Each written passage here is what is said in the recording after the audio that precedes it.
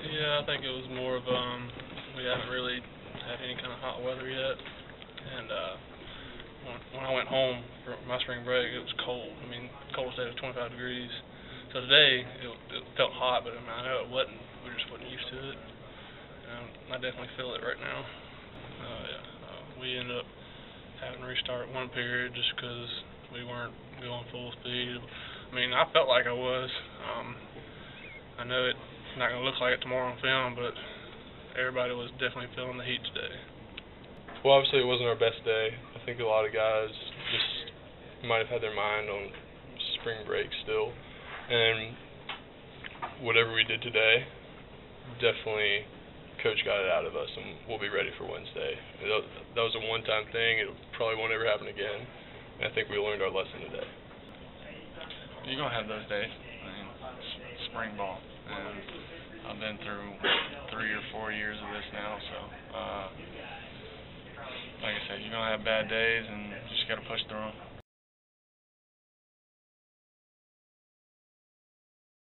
Basically, we got to get back in shape. Spring break killed a lot of us, and in my mind, just get in shape and then worry about fundamentals and footwork. We'll be fine.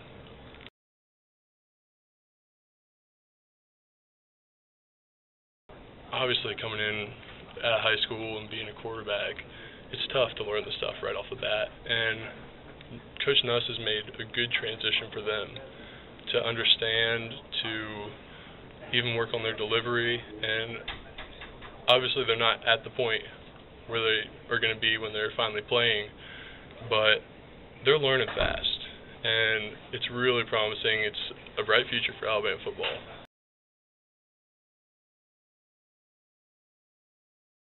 I like him. He's a good coach. He's bringing new things to the table, and we're adjusting to it, but I think overall we all like him. What kind of new things? Just different kind of footwork, pass sets and stuff that we weren't doing before, but, you know, I like it.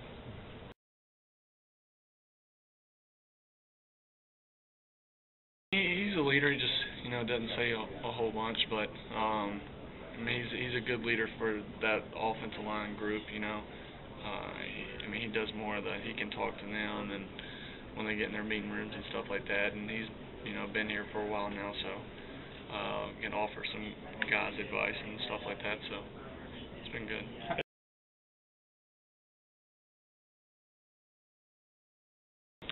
Obviously, it's tough not having him there. I think he was probably my best friend on the team, so that shoulder to cry on is sort of not there anymore, so I'm sort of leaning on Harrison.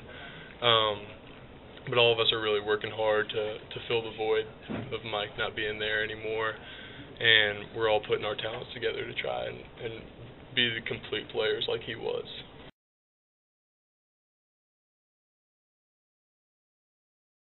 I mean, tight end's tight end. It doesn't matter, you know, who's there.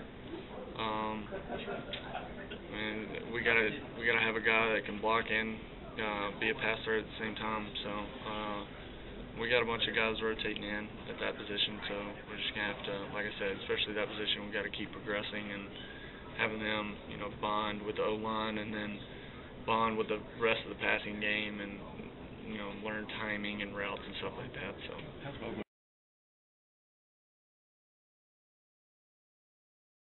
He's a whole new dimension to this offense. He's very long, very athletic, very fast. He's learning very fast, and he takes teaching, which I think really says a lot about his character as a player. So he's making progress, and I think he'll be a viable asset to our offense this fall.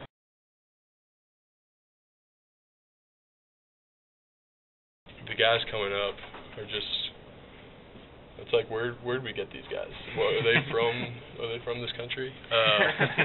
No, they're great. I mean, you got guys like Chris Black who unfortunately had to miss most of the season with his shoulder, and to see him at 100%, he's an unbelievable player, and he's so quick.